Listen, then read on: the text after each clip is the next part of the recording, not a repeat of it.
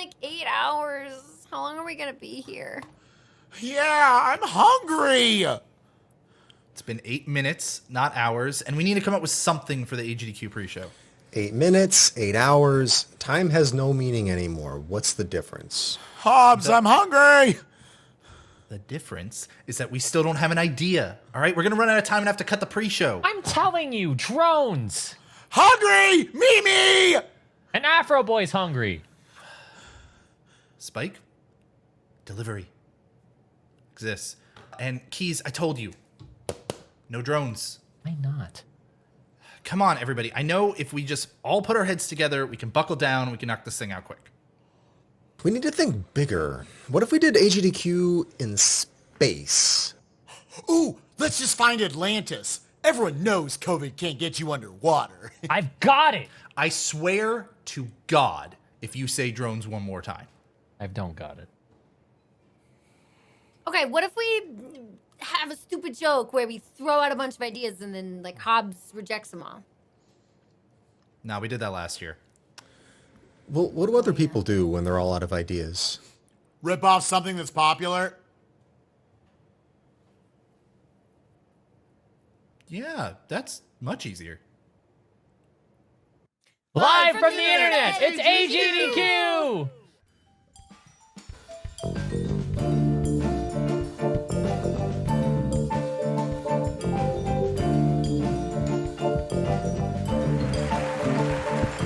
Thank you, everybody. Thanks. Thanks so much. It is so great to be here hosting Games Done Quick Live for the 16th year in a row. Wow! 16! I mean, that's just so many times. When they asked me this time, I actually almost said no. I was like, it's just so much work. But then I thought about it and I realized I'm the one who has to ask people. And, well, if I didn't say yes, then I'd have to find somebody else, and that'd be such a pain. I mean, who do we even get? I mean, no. And his afro would be so hard to fit in frame. He played bad games the whole time.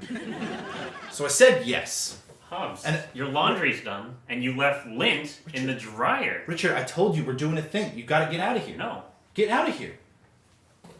Thank you.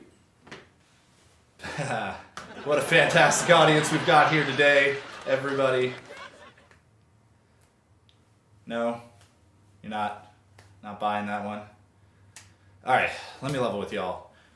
We know everybody would love to be in person right now, but we can't just yet. That doesn't mean we don't have a fantastic week full of speedruns planned and here to just raise so much money for the Prevent Cancer Foundation, a charity that we have worked with for years and raised millions of dollars for in events past. And I know with AGDQ 2021 online, with the help of all of you at home, we can do the same once again. We really do have a stacked lineup, folks. ZFG is here, right? How about that? Special musical guest, the Washington Metropolitan Gamer Symphony Orchestra. Yeah. Stick around. We'll be right back.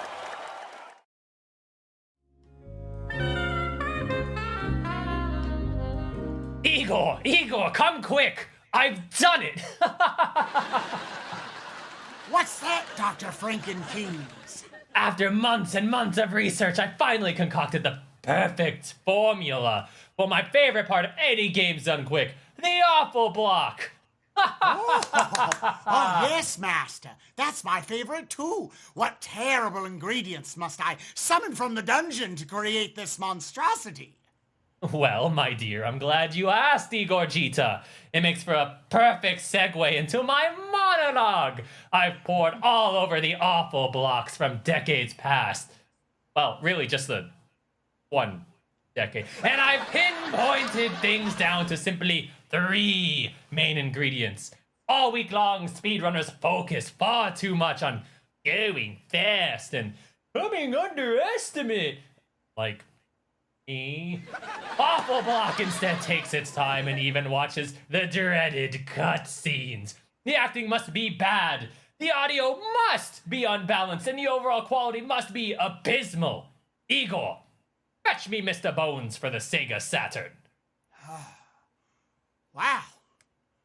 Doctor, not only does this game have cutscenes, it also has guitar solo and bongo solo interludes. It's perfect. That's right. We'll be rocking out to this game. Thursday at 4:32 a.m. Next, we'll be taking a leaf out of my own book, a classic staple of every awful block. Terrible game design. My liege, doesn't that go without saying? Why, yes, Igor, but these games go even further beyond the terror badness. That's right, that's a word now and I'm using it. I'm talking game overs. I'm talking bootleg NES ripoffs. I'm talking rushed prototypes made by the intern. Bring me Shinobi Legions. Oh, wow. Already 2 Sega Saturn games. That's the most Sega representation in GDQ history. Exactly, the poster child of failed video game products. Oh, it also has cutscenes. Are those real people? Oh, Captain Keys, this looks terrible. I know. Isn't it beautiful? And what of the final ingredient, Doctor? It must be truly monstrous. Oh, it is, Igor. Bears!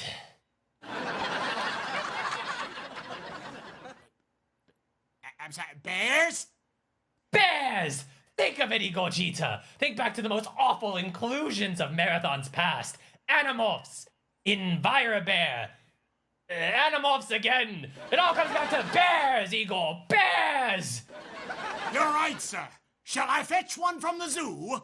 Not the zoo, Igor. The dumpster. Epic Dumpster Bear 2! Sir, I found it. Woo. He who bears wins! And with that, we've created the perfect awful block. Dr. Frankenkeys, while I was rooting through the trash, I also found this wand. The Wand of Gamelon. No, Igor! We must not fly too close to the sun! There are some things that are just too awful!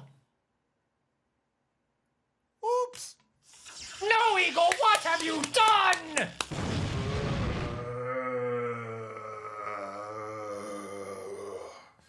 Well, excuse me, princess. It's ruined! The committee will never stoop this low! They actually did put it in the marathon. What? No!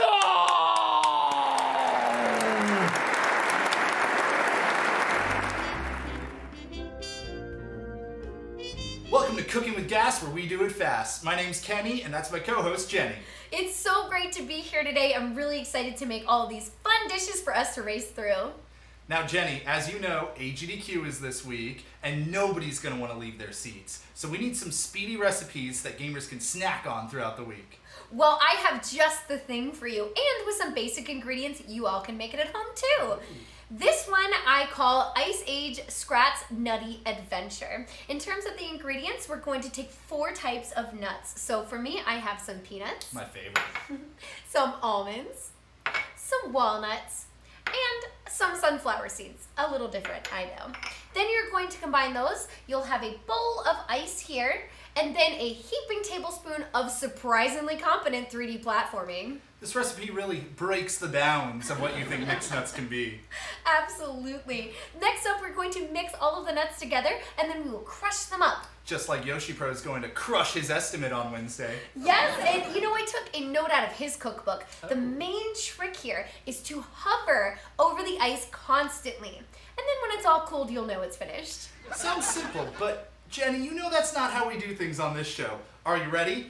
I'm ready. All right, 3, 2, 1, go. You can do this. Come on, I believe in you. You got this. You keep going faster, faster, faster. I know it. Channel that energy. Make sure you really make it happen. There we go. Crush those nuts. Okay, now you need to get in the bowl. It's got to get in the bowl. Throw it in. Faster than that. It's got to go faster. You can do this. I believe in you. You got it. Come on. Now hover the bowl. Hover the bowl over the ice. Over the ice. You got this. And time.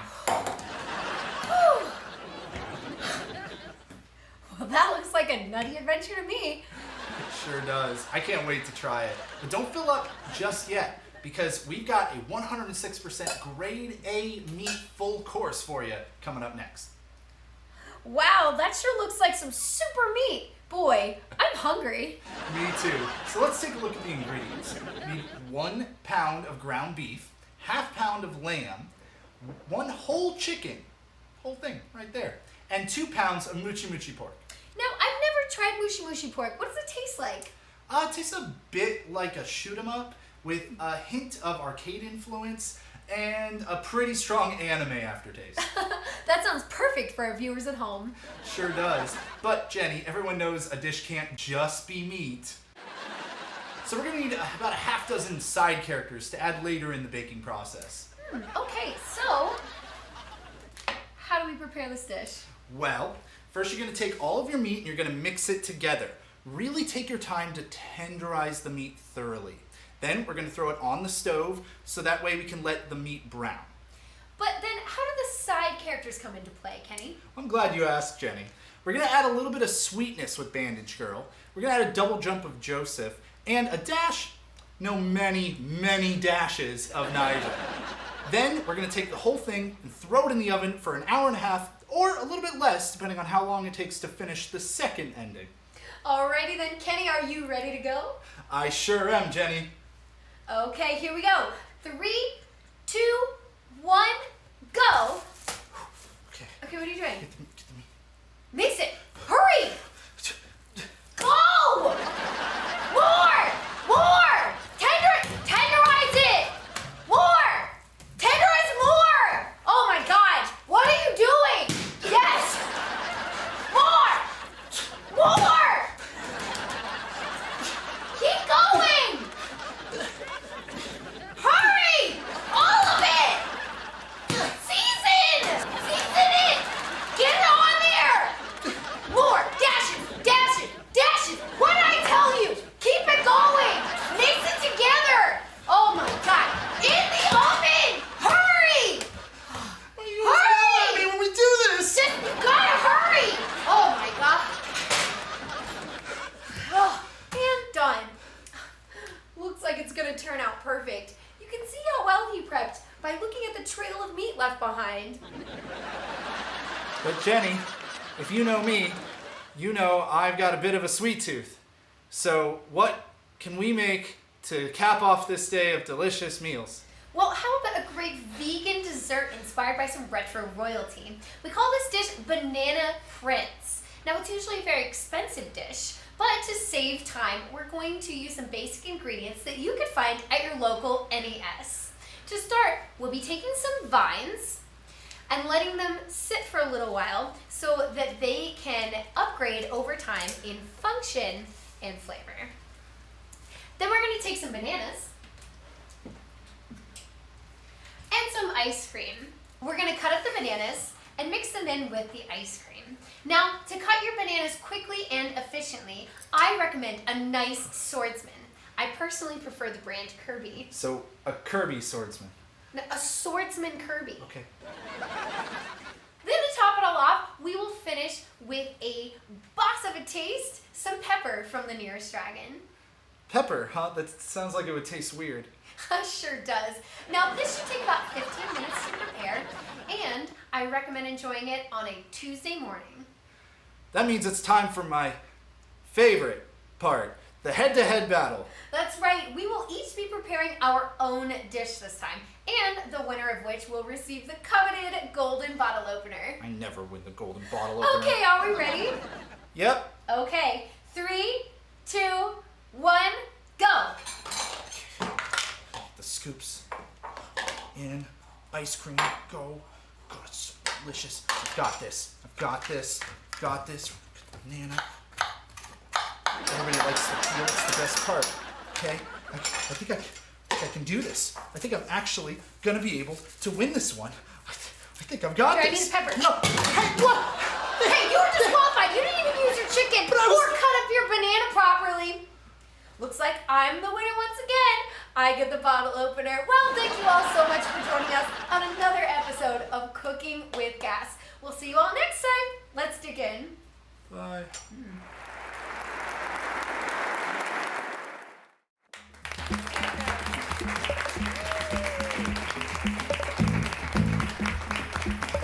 Thank you. Thank you. You're all much too kind. Feasel, that's enough. Welcome everyone to Speedrun Update. I'm Keys. And I'm Fees. And this is the closest we're getting to the Keys and Fees show ever again. This week is Games Done Quick, where we're going to see many games played extremely fast, such as Slow Drive. Get it? Because Games Done Quick, Slow Drive, you know, it's like the complete op. On Thursday night, Muty is going to bring us a run of Half-Life. The category for that is scriptless, also known as this show 5 minutes ago. Late on Monday night, DK Poles will slide, jump, double jump, and grapple their way across a beautiful landscape full of alien creatures. This game is known as Journey to the Savage Planet, or as we know it in 2021, Stepping Outside. Tonight, C. Scotty W. will be running Metroid Zero Mission, showing off the category 9% normal. Not to be confused with the other thing in this marathon that's 9% normal, Spike Vegeta. Chaos RTA is going to show off tactical proficiency in their any percent run of Wild Arms. You know what else has wild arms? J-Hob swinging at a piñata. There's some cooperative speedruns in the marathon this week, most notably the Serious Sam games, where 2 teams of 2 will be racing against each other to see who is faster, which brings us to the least cooperative game in the marathon, Crash Bandicoot Insane Trilogy. That bridge level sucks.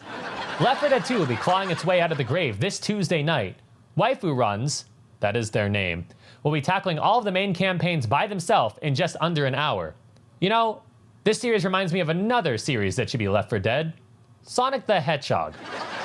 With the growing popularity of reality TV shows, GDQ has begun development of its new series, Bird King, about the adventures of a deceitful birdkeeper and his shady colleagues. The project was soon renamed Revenge of the Bird King because sequels are hot these days. Then it was briefly renamed Jaguar King, except that turned out to be the name of the runner from Metal Gear Solid, so then the script was completely rewritten at the last minute and renamed Elder Scrolls V. With an increasing number of game submissions each year, more and more people have started to circumvent the rules. To combat this, GDQ staff has put together a new superhero team lineup. Mega Man, Demolition Man, Nizuri Man, Lawnmower Man, Luigi's Mansion, and their fearless leader, Prize Man. With so many games in the marathon, we needed a little help going in depth on our research. To help us roll deep on his favorite game, please welcome the self-described inventor of speedrunning, Spike Vegeta. Thank you all for having me on to talk about one of my favorite games of all time. To use as toilet paper! I can't believe the games committee decided to put this game on the schedule. Super Mario Sunshine? Can you feel the sunshine? Well, I can't. This game's so in your face with its gorgeous tropical island visuals. And, oh, listen to my music. So calm, so serene, so beautiful. It's all from 2002. Looks like it hasn't aged a day. Well, guess what, game? You're bragging. Nobody likes a bragger. Get out of here with that stuff. And then you look at the rest of the community, they all talk about this game like, oh, it's got the best movement engine, not only in 3D Marios, but just platforming in general. And being able to chain together all these really cool movements like dives, rollouts, wall kicks, buffered spin jumps, single jump, double jump, triple jump, C-turns, belly slides, spam sprays, all into so much breakneck platforming goodness. Well, guess what, game? I'm bad. I can't do any of that stuff. Give me a long jump. Think about me, okay? Come on! Wait. That sounds like a large variety of interesting movement tech. Isn't that a good thing? Oh, you speedrun elitists. And not to mention, this game is chock full of some of the worst missions in any Mario game, period. Do you remember your friend, the watermelon? Yeah. You remember having to walk it down a literal mountain in an area covered in cataquacks that are ready to break it if they so much as sneeze on you or it at all? It grinds my gears just thinking about it. Actually, Mr. Vegeta, I believe a few years back they found a way to clip into the hut and skip needing to roll the watermelon altogether. So it's actually not a problem with the run anymore. Okay. I wish someone had told me this before I came on, but that doesn't change the fact that the Sandbird, the Sandbird is one of the worst platforms, excuse for a platforms in gaming history. Go watch footage of it. If you stand on it, it literally just pushes you off from nothing. Just the air just pushes you off. I am so upset just thinking about it, and I'm just waiting for it to kill Nindide's run, just like it killed my childhood back in the holiday of 2002. Actually, Mr. Vegeta, according to speedrunners of the game, that mission is cut out entirely in the run. Well, okay. You know what surely has not been cut from the run? I'm a chuckster. Are you kidding me? Some pixel off, and you just go flying off into the void at no fault of your own.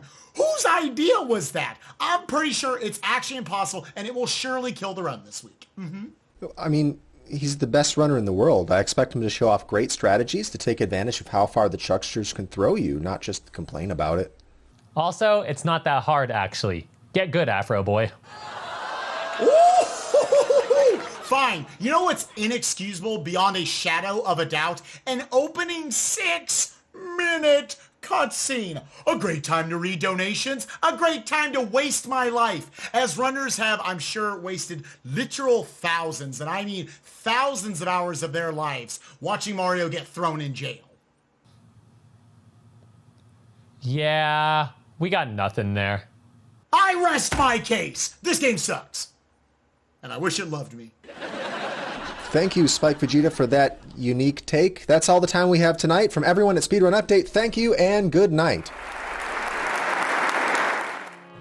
Thank you so much, GDQ. Thank you, everybody. What a fantastic week. It was exhausting. It was so great. Thank you to the cast and crew, the staff, the Prevent Cancer Foundation. How could I forget them? Thank you, everybody, so much. Oh, but wait, this isn't the ending.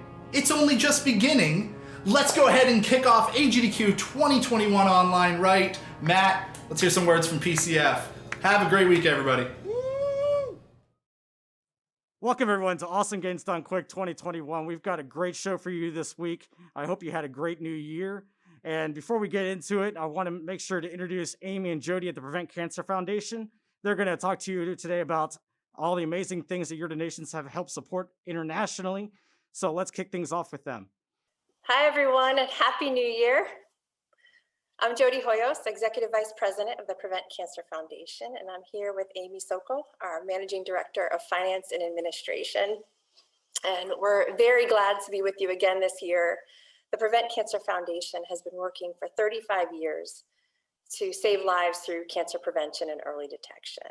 And the AGDQ community has been an enormous part of that history. We couldn't do what we do without you guys, and we do have an enormous challenge in front of us as we address the issue that people are having a really hard time maintaining a healthy lifestyle during the pandemic, and people around the world are missing their cancer screening appointments. So we want to make sure that you all get your cancer screening appointments back on the books, and we wanted to thank you again for all that you do to support this important work. And Amy, would you like to share a bit about what their donations go towards? Yes. Well, first of all, we're so honored to be here. I can hardly believe that we've gotten to be part of this event and this community for 10 years. I mean, it's kind of mind-boggling for myself and I think for the entire staff. In this 10 years, you guys have raised over $14 million for the foundation. And that's such an amazing number. We had no idea when we first started this that it would become such an amazing and enjoyable event with you guys. We're very much missing being there and being part of the community this year.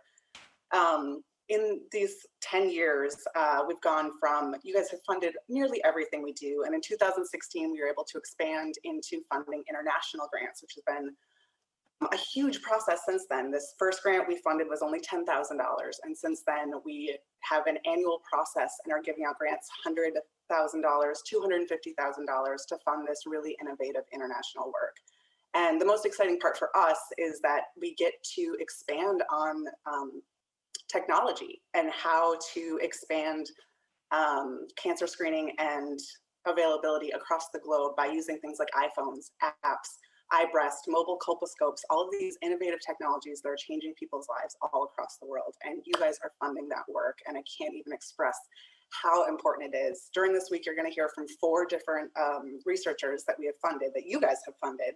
and they're going to talk more granularly about the work that you guys are funding at the grassroots level and what that looks like on a day-to-day basis. But we're just so excited to be here, and we're so excited to keep hearing your stories. Your stories motivate us to continue doing the work that we do, from self-identifying your own cancer to just changing your lifestyle. So please continue to communicate with us. We love hearing from you, and we're so excited to be here.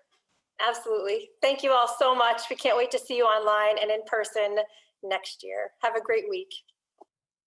Thank you, Amy and Jody. Like I said before, we've got a great show for you this week. So let's get it started. We've got Hecky speedrunning Mirror's Edge and Breezeby on host. So let's kick it over to them for the countdown.